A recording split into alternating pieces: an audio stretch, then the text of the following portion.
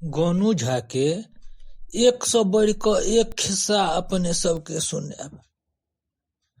आशा अछि ई खिस्सा अहाँ सबके बहुत नीक लागत और ई खिस्सा अहाँ सब गोटे अपन माँ और दादी के मुँहे अवश्य सुनने हैब।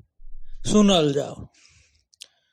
गोनू झा दरभंगा महाराज ओतऽ दरबारी छलथि, ई बात तऽ सबके बुझले अछि। ओ परम विद्वान और चतुर रहथि।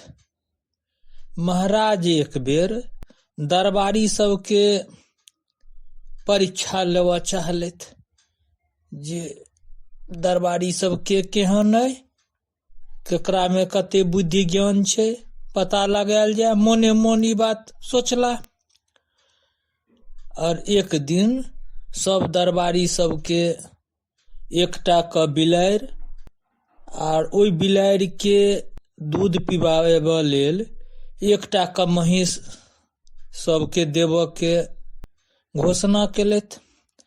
और सब दरबारी के कहलखिन जेकर बिलाड़ि 6 महीना में सबसे देखऽ सुनऽ में नीक, मोट सोट भ गेल रहतै, तेकरा खूब सोना चांदी देल जेतै, खूब ओकरा पुरस्कार देल जेतै।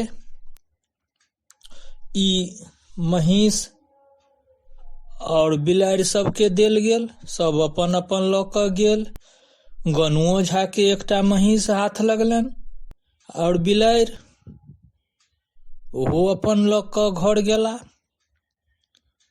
एकटा काजी हो बढ़ि गेलनि।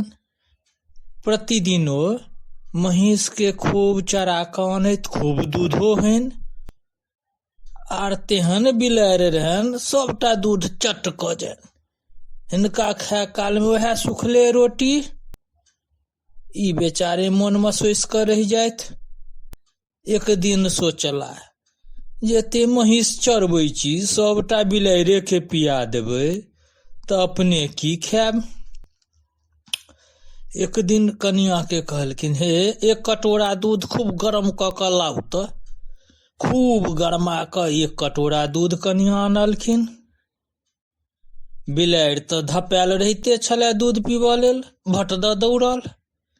जखने मुँह देलक ओइमे कि गोनू झा सेहो तैयार रहथि, घट दम मुड़ी दऽ कऽ मुड़ी गोइत देलखिन आ ओ बिलाड़ि छटपटाए। गरम से पूरा लोल पाकि गेलै ओकरा।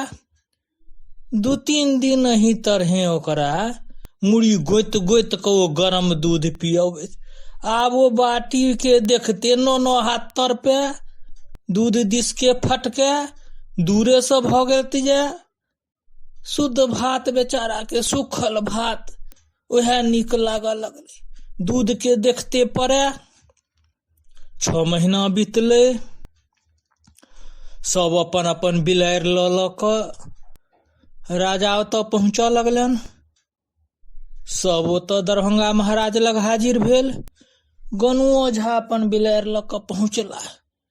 हिनकर बिलाड़ि एक चेरा के सनटिटही भेल पहुँचल आ सबहक बिलाड़ि भोकना बिलाड़ि रही भेल, मोट मोट मोट मोट हिनकर सनटिटही रहन।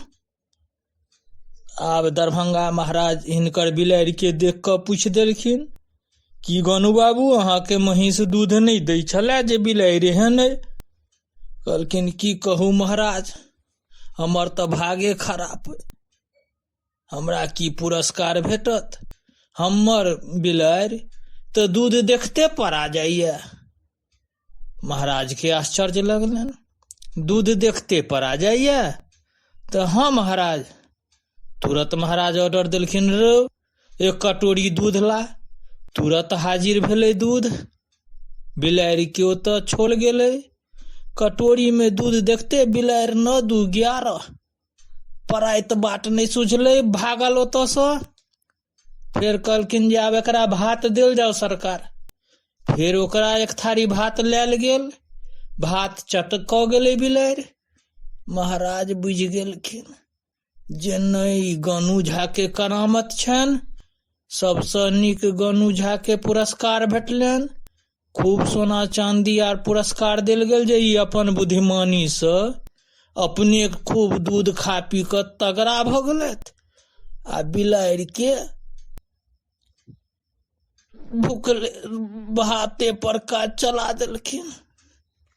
वाह रे गोनू बाबू वाह। सब कह लगलन वाह वाह वाह रे गोनू बाबू।